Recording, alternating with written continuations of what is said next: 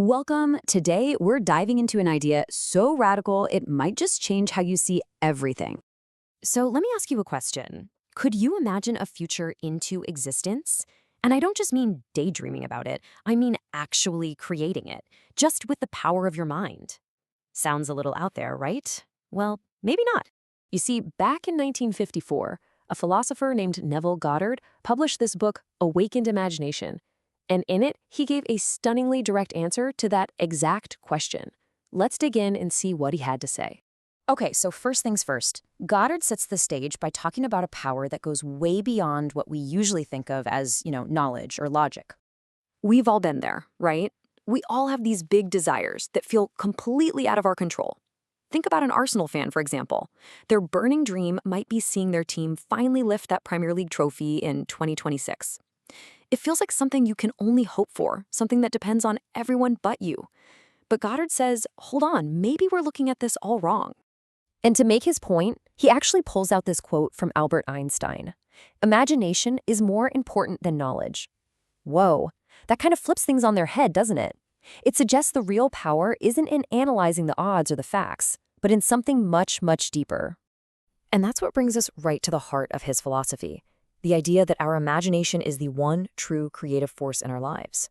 Now, when Goddard says imagination, he doesn't mean just idly daydreaming, not at all. To him, it is the central creative power in the universe. He even uses the phrase Christ in you to describe it, which tells you just how powerful and world-changing he believed it to be. So here's the bottom line. Your world, the world you see around you, is just your own inner mental activity projected outward. The so-called facts of your life, they're not set in stone. They're just the result of how you've used, or maybe misused, your imagination. So if you want to change anything out there, you don't start out there. You have to start right in here by changing yourself. Okay, so if imagination is the creator, how in the world do we actually use it? Well, this brings us to Goddard's main technique. He calls it thinking from it. And this little chart just nails the difference. See, thinking up a goal keeps it at a distance. It's separate from you. It's our Arsenal fan saying, gosh, I wish Arsenal would win. It's just wishful thinking. But thinking from the goal, that's a whole different ballgame. It's totally immersive. You assume the feeling of the wish already being a reality.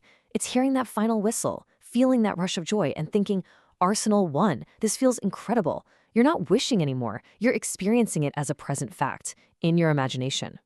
And get this, Goddard shares his own story as proof. He was totally broke in New York City, but he desperately wanted to go home to Barbados for the winter. So he defined his goal. He built a scene that implied it was already done. He imagined himself sleeping in his bed in his father's house in Barbados. And here's the key. He fell asleep feeling he was already there. He persisted with this for a few nights, and then he just let it go. Before he knew it, an unexpected plane ticket arrived from his brother. The outer world just rearranged itself to match his inner assumption. Now, to really get good at this, Goddard gives us two incredibly powerful tools to handle all the stuff life throws at us every day. The first tool is something he calls the pruning shears of revision. And the idea is as simple as it is mind-blowing. At the end of your day, don't just passively accept everything that happened. Go back and revise it, especially the bad stuff. You mentally rewrite the scenes of your day exactly as you wish they had happened. He tells this wild story about an artist friend to show just how powerful this is. So, she dropped a chair on her foot.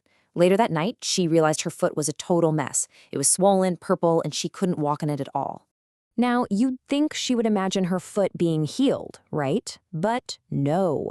Her intuition told her to revise a completely different, unpleasant moment from her day. A man she knew had been rude and ignored her. So in her imagination, she just redid that little scene. She said hi, and this time he smiled and said hi back. She fixed the inner feeling of conflict, not the outer symptom. And the result? Absolutely insane. The next morning, she woke up, and her foot was completely, perfectly normal. By revising the day to create inner harmony, the physical sign of that disharmony, the swollen foot, had just vanished. The second tool is inner speech.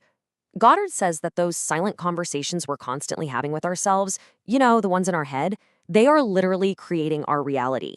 He says our inner talking is perpetually written all around you in happenings. So let's circle back to our Arsenal fan one last time. What's their internal chatter like? Is that little voice always saying, here we go again, we always mess it up at the very end? Or is the conversation coming from a place of victory, like, I can't believe it, what a season, we are champions? According to Goddard, whichever internal script you're playing on loop is the future you are building for yourself, brick by brick. And all of this, the revision, the inner speech, it all leads to Goddard's most profound, most mind-bending conclusion of all. And it's this. You might want to sit down for it. Creation is already finished. That's right. It means that everything you could ever possibly want or experience, every outcome, every single reality, already exists.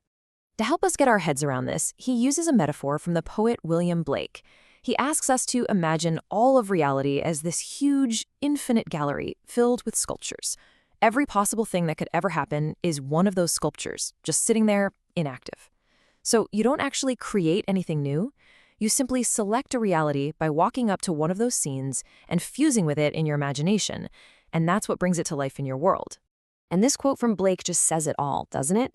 The world that we see without, on the outside, it's just a shadow, a reflection of the true eternal reality that exists within, inside your own amazing human imagination. So that leaves us with one last, really powerful thought. If your entire world is nothing more than a reflection of the imaginative state you choose to live in, what are you going to choose to reflect next?